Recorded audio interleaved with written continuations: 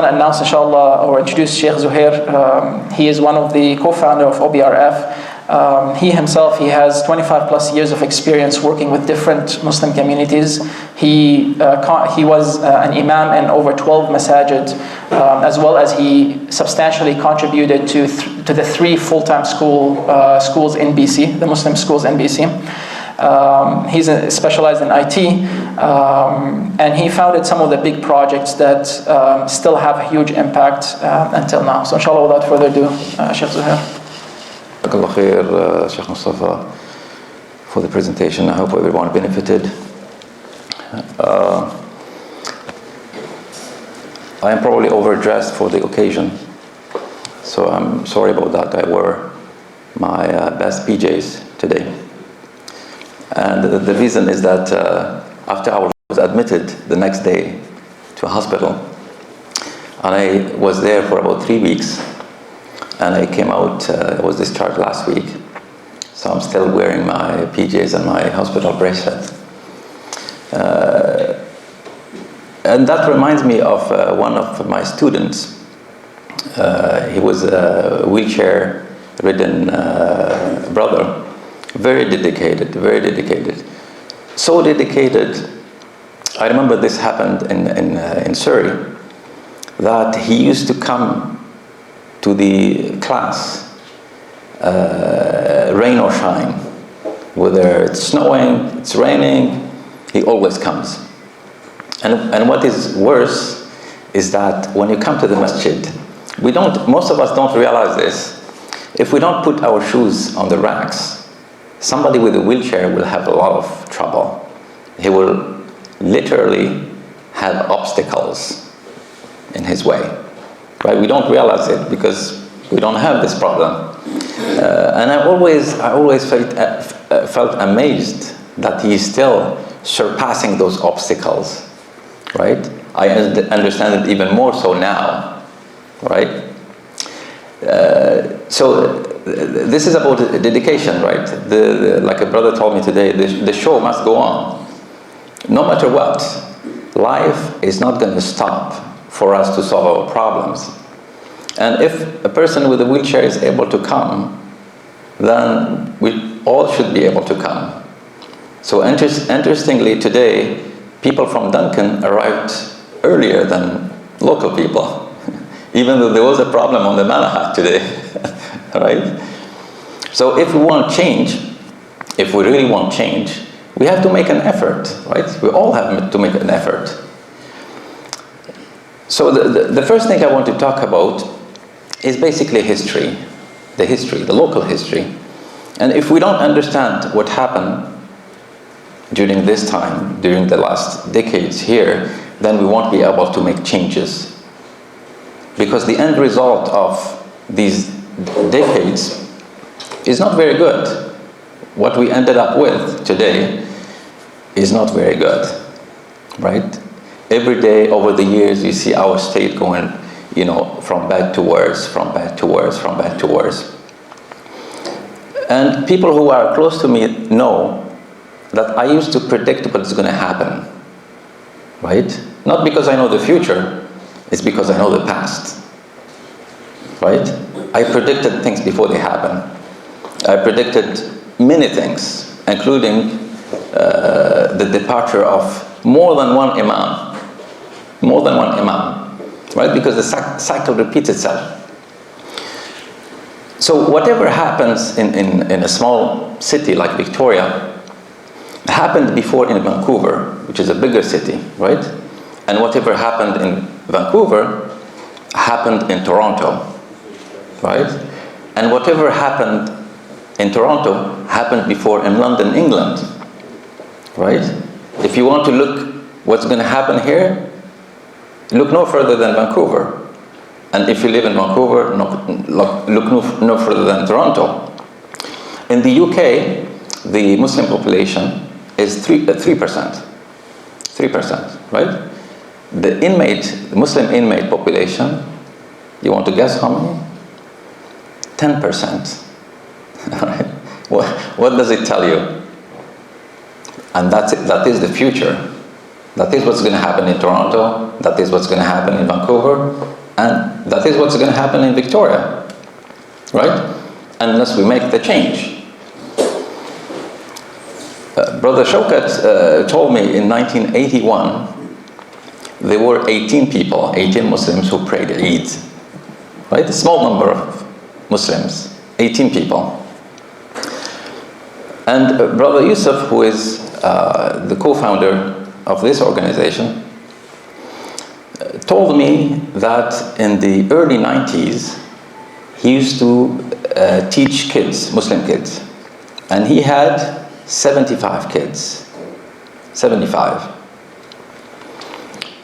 One of those kids is present today with us here, and it is Brother Sajjad. Brother Sajjad, you want to raise your hand? He's right here. He has a beard now. So he's a witness, and you remember, right? You remember Brother Yusuf from back then, right? So 75 kids, and they counted how many Muslim kids were available at the time, and there were 300 kids. So if we compare this, and I did this exercise with the youth the other day, if we compare this number to the number of people who attended Jumu'ah back then, how many people were attending Jumu'ah back then in the early 90s? Anybody here who attended Jumu'ah back in the 90s? Early 90s? Just one? Brother Abousaleh, you were there? Okay. How many people in the chapel? They used to pray at the chapel. There were just one location for Jumu'ah. How many people do you want to estimate? According to what I know, there were probably 30 people. Would you agree? Just roughly 30 people.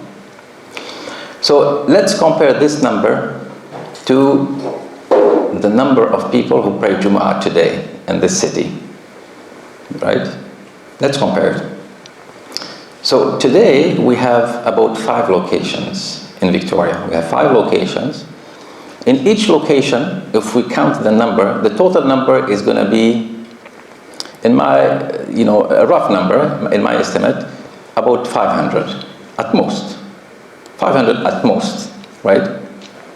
So how much did the number increase from the early 90s until today? Like we went from 30 to 500. So what is that increase? What was it the other day, Ahmed? 16 times. 16 times? 16, 16, yeah, 16 times. So if we take the number of kids that were counted, the 300 kids, and we multiply by 16, right, to find how many kids we should have today. How many? 4,800. 4,800. So from the 4,000, is that correct, Ahmed? Because we counted it. I mean, you can do this at home, but we counted it. So we should have 4,000 kids, right? We should have 4,000 kids. Are these kids coming? Do we see them in the masjid? Do we see them in our programs? Do we see them during Eid? Most likely not, right? So literally over the years, over the 3 decades, if we go from the early 90s, we don't want to go too far back, we literally lost hundreds of kids. That is the truth. That is the reality. We lost those kids. In my view, Brother Sajjad is a survivor. He's one of the survivors. Right? So if you want to see a survivor, look at Brother Sajjad, mashallah. May Allah protect him and his family. He was probably 5 back then, right? You were 5, and now alhamdulillah, he just got married, mashallah. Congratulations. So he's part of the history. He's part of the history, right? Don't you agree? He's part of the history. So unless we make real changes, permanent changes, right? And when we talk about change, we talk about long-term changes. We don't want to make small changes here and there, and then we go back to square one. Unless we do these changes, we will pay. our children will pay, and their children will pay, right? We're all going to pay. Whether we know it or not, we will pay. We already paid with hundreds of kids, hundreds that are lost. So the number, the 10% in the UK, we will get there eventually, unless we make changes. So we have some kind of vicious cycle, right? Vicious cycle. So over the years, a lot of people tried to make change, right? There were attempts here and there. Every time people come, they want to make change. They see that things are not going well, and they all agree that we need the change, but the change never came, right? The change never came. So they say, what is the difference? What is the definition of crazy? The definition of crazy, they say, that a person does the same thing over and over again while expecting a different result, right? And this is what we have been doing. And there was a story about, I don't mean to offend anyone, right? And I certainly don't mean to offend somebody who may be sick.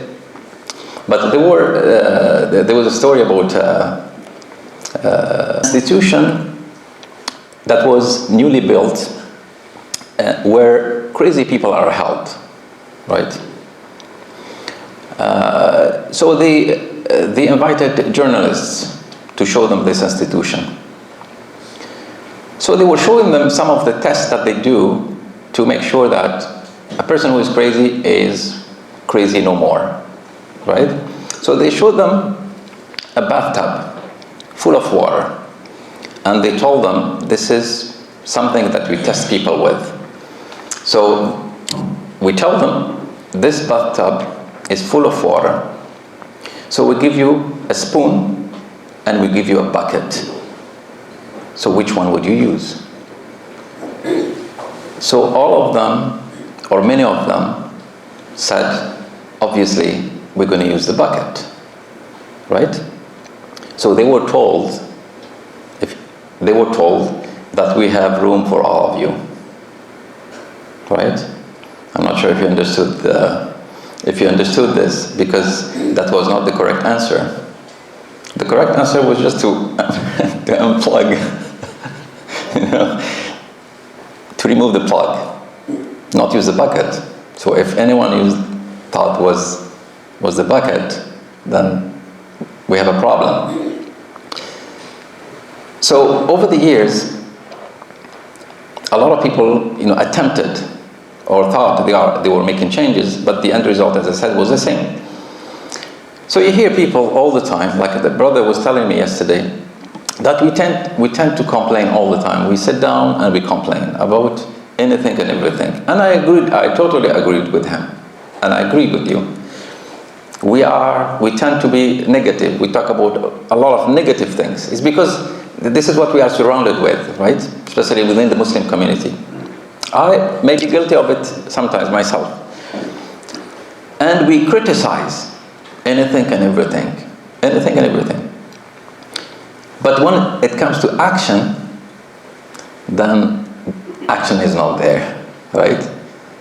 And the best thing to if we want to solve something that we see is wrong, is to bring something that is better and say, this is better, right? But to just criticize or be negative all the time is not going to help, right? And then you see in Muslim communities, one of the common traits is that if a person comes, if I come and start building, it's like we want to build a 10-story building. So I start building, first level, second level, third level, and then I go and somebody else comes. So what is expected is that they will continue building on what I built, right? They were supposed to continue fourth level, fifth level, but instead, they will just demolish what I did and start from scratch. And that's why we are still in level 1, if not underground. There was a brother who basically organized the whole office into files and folders and, you know, the whole thing. He was good at doing this. He organized the whole thing. So after he left, the person who came after him, and I know both of them are good people, and I like both of them. They are excellent people. But the person who came after, he had no clue about, you know, office work and files and folders. What he did, he took all these files and folders, he went at the back of the building where there was this dumpster, and he dumped them there. He didn't open them. he just went there and dumped all of them. Right? And this is how he starts from scratch. Right? This is a true story. There was an ayah in the Quran that we mentioned, and we read all the time, and people who are in our tajweed group, they have to recite it all the time, Surah Al-Ghashiyah. In Surah Al-Ghashiyah, what is interesting, is it on the screen? Yes. Surah Al-Ghashiyah, this ayah, in this ayah, we all know this ayah, right? وجوه يومئذ خاشعة وجوه يومئذ خاشعة عاملة ناصبة. These people, it says right there, working hard and exhausted. Did they work? Did they make an effort? Right? It didn't say they were lazy and they didn't work. They did work. And they were exhausted from working. Right? But did they reach the objective? Did they? Obviously they didn't, because if you continue the ayat, you will see where they ended up. They ended up in hell. May Allah protect us all. Right? So working hard, making an effort, it doesn't mean you're going to get results. Right? And this is what we're going to talk about, is that a lot of people work, and a lot of people make effort, but they may not know what it takes to get the results. Right? And this is so crucial. This is so crucial. We should reflect on this so much. And also, having good intention, you find people all the time, good people, like the person who threw the filing, all the files and folders, threw them in the garbage. That guy, I know him personally. He's you know, I always look up to him, except what he did. But this guy has good intentions. He has good intentions. A lot of people have good intentions. But is it enough to reach the goal? It's not enough. You're not going to reach the goal or make real changes only because you have good intention. It's not going to work. Now, what are the changes that we actually managed to do? Because what we are trying to convey here is that we are making an attempt. Other people made attempts. What makes us different? What makes us different? Is it going to be another cycle of trying to make changes and changes that never come? So what makes us different? I'm going to give you just a few examples of things that we did in the past and that are still working today. Permanent changes. Permanent. It's a long list of things, but these are just some of them that you can see, because you are in Victoria, you can see them. All right? So the first change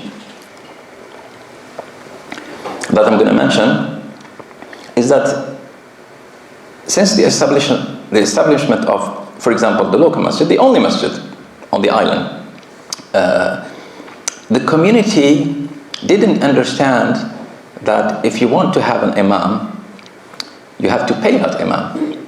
The community, this community, you can imagine, up until 2014, so that's not too long ago, they had to pay an imam, right? And some people don't know this. So in order to switch from not paying an imam to paying an imam, we had to convince people that they were saying that we don't have the money to pay an imam.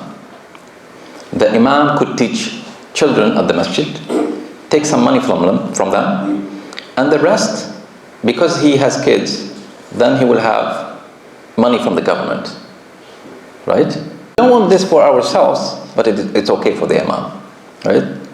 So we needed to change how people think, and we succeeded in that. So today people, they don't know that the change happened a long time ago, and now they take it for granted. Now the imam have a salary, and they take this for granted. The change was very, very challenging and very difficult. And I don't think something like this will change in the future. So whatever we change will stay permanently, right? So that's one of the changes, one of the many changes. We helped establish a women's board, right? Women's prior to probably 2014, it was hit and miss. But since 2014, women now, they have their own board, they pretty much have their own programs and things like that. And this stayed on since that time, since we changed that. We also computerized or modernized 7 libraries with a total number of titles from 100 to 200,000 titles, which means that these libraries, they were manual, right? People would borrow books and they would write their names, and then some of the books never return, right? So there's no record of it, it's all manual. And they were losing books, important books, and nobody knows where they went, and they are like just lost. So we switched from a manual system to a computerized, the same way the public library have. You'll have a membership with a barcode, books have barcodes, if you don't return it in time, you will have fines. So this was unheard of in this locality on the mainland. Unheard of. People didn't even think that to get a library card, you will actually have to produce an ID, right? And a proof of address like they do in the library, in the public library. People will come to you and say, "You know me, right?" "Yes, I know you, but I need your ID and a proof of address." Right? And then the books started being returned on time. It's amazing that 50 cents or whatever it was, 60 cents, makes a big difference. People were returning books on time, right? 7 libraries, those 7 libraries include the major, 2 of the 3 major Muslim schools in Vancouver. In Vancouver, there's only 3 full-time Muslim schools. So those 2 of the 3, we computerized their libraries, plus other Islamic centers. A lot of people, most people don't know this, right? This is done in the background. You know, nobody knows who did it or how it happened, how it came about, and how much work it took to do this. You know, you're talking about thousands of books. And finally, just of the many examples that I could give you, one of the most amazing things that we did is we got people addicted to something. Today that you can get a person addicted to something, right? Whether it is good or bad. We got people addicted to the Quran. Is that something you can do every day? I challenge anybody, whether it is here in Canada, in North America, count how many people could successfully get someone addicted to the Quran. It's something that's almost impossible to do. Almost impossible. So we got people addicted to the Quran through this Ramadan competition. Ramadan competition, the success, this is unheard of. You may not imagine how successful it is. It is overwhelming. To get people coming every day, people literally crying because they missed a day. Grown-ups crying. People telling us, the key word was, as soon as they tried it, they got addicted to it. Addicted, keyword. And I tell you the difference between being addicted to this and being forced to come to the masjid is two different things, right? People when they are small, when they are kids, they are brought to the masjid, they are brought to the madrasa, they are brought to pray. Are they addicted? They would rather be somewhere else. This is the reality, right? They would rather be somewhere else. They would rather be playing games or be at home or with their friends. Getting them addicted to something, think about it. We can show you the feedback and what people say, right? Some of them, they were grown up, and I remember this sister sending me an email and saying, I missed the day and I want you to open, that day for me. She said, I don't need the money, I don't need the prizes. I have a business. She could be a sponsor. She will be a sponsor next year, inshallah. But she was so addicted to it that she couldn't take missing a day, right? It's a 30-day challenge. You don't want to miss a day. So these are some of the permanent changes. And something that's important here, by creating this organization and stuff, people think that we are trying to create a masjid or to build a masjid, or that's not the aim of the organization. People who worked with us in the past, people who donated money to us in the past, they trust us, right? And that's why they give us money and they work with us. This is so crucial if you want to build something. If you saw what we did in the past, all right, you don't want to be given your money or your support to somebody else who is going to just repeat the cycle, right? We can show you, and we will show you, and we have shown you what we could do and what we did, right? And we want to build on that. I am optimistic, I am confident, bi'idhnillah, inshallah tabaraka wa ta'ala, we can't do this without the help of Allah, that we are working on something that is so amazing and so big that we are recording this video to export these ideas to other communities so they know how to make the change. I'm confident, and I want you to be on board with us in this project. And one of the ayat that are one of my favorite ayat here, this is from Surah An-Nisa. I'll give you a second to read it. I will recite it for you. This one I will recite. This is one of my favorite. Surah An-Nisa is one of my favorite surah. And these are some of my favorite verses. After أعوذ بالله من الشيطان الرجيم إن منكم لمن ليبطئن فإن أصابتكم مصيبة قال قد أنعم الله علي إذ لم أكن معهم شهيدا ولئن أصابكم فضل من الله ليقولن كأن لم تكن بينكم وبينه مودة يا ليتني كنت معهم فأفوز فوزا عظيما. What these two ayat describe, even though it's a different context, but it described that some people, they would always stay behind to see what's going to happen. Right? Isn't that true? It is true. They would stay behind and wait to see what's going to happen. If something bad happened to you, then they would say, I was lucky not to join you. Right? That is the first ayah. Right? If something bad happened, said, I was lucky. I knew it. Right? I knew it.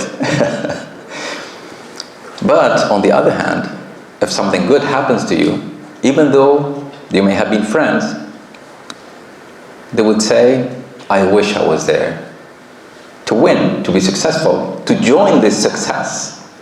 Right? We want people to make the right choice. If they see evidence that this is something good, then they should join it. They should join it from the start.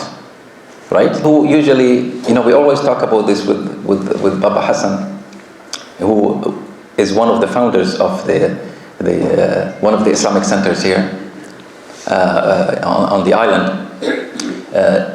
And it's true, and I always tell him that, and he knows this, that this cycle or this incident that happened in every community. So when they started their project, there were people opposing them, and then when the project came to life, then the same people who were opposing, they wanted to become in charge, right, Brother Hassan? Have you seen it anywhere else? I'm sure you may have seen it. It's the same story. So people who were opposing at the beginning, now they want to join the success. And they may even say, we are the founders. Right? We were there from day one. But this time, we are inviting as many people as we can. We may have forgotten some. Today we were supposed to have about 96 people. And it's a summer, I understand that people are traveling and stuff. But we want people, we want to spread the word. We have booked this hall for the rest of the year. We're going to be here every month, first Sunday of the month, unless there's change, for different reasons. And we are inviting all categories of people, right? We are inviting brothers, we are inviting sisters, we are inviting the elders. We are also inviting the youth, and we are also giving the opportunity for the youth to volunteer in the setup and all that. And also, I would like to, inshallah, for next time, just for the sake of the benefit, because we are doing these presentations, and we're going to do presentations for a few months before we start any kind of discussion. We want to first explain what the plan is, and then we will discuss things. So inshallah, in due time, we will inshallah have discussions, have feedback and stuff like that.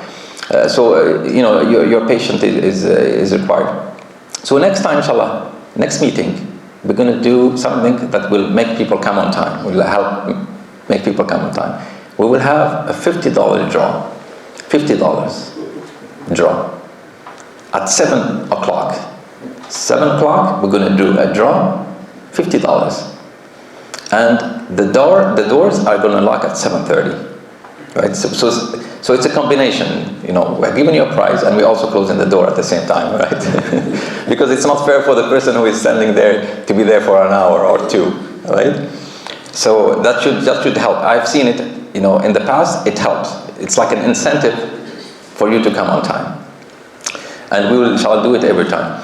Volunteers, we have dedicated volunteers. So we try to have a restricted number of volunteers, because otherwise we're going to have chaos. So we want, the volunteers who have a badge are the only ones who are supposed to help, right? Because even the setup here is done in a specific way, and the takedown.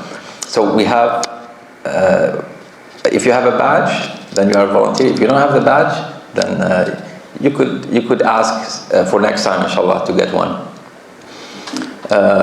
In many institutions, if you want to volunteer, you have to apply, right? I know for a fact, Island Health, they have thousands of applications. I know a brother who used to be volunteering there, and he told me that they receive thousands of applications to volunteer, right? And they pick from those thousands a few. So that's the process, inshallah.